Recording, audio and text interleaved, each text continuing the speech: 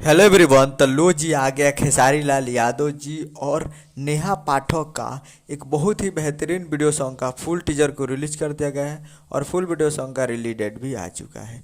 और इस गाने को लिखे हैं विशाल भारती जी और इसमें म्यूजिक दिए हैं मोनू सिन्हा जी और इसे गाए हैं खेसारी लाल यादव जी, जो कि आपको स्क्रीन कवर दिखाई दे रहा है, जो कि फुल टीजर को रिलीज कर दिया गया है। और इसका टाइटल है जून में, जिसका टाइटल है जून में।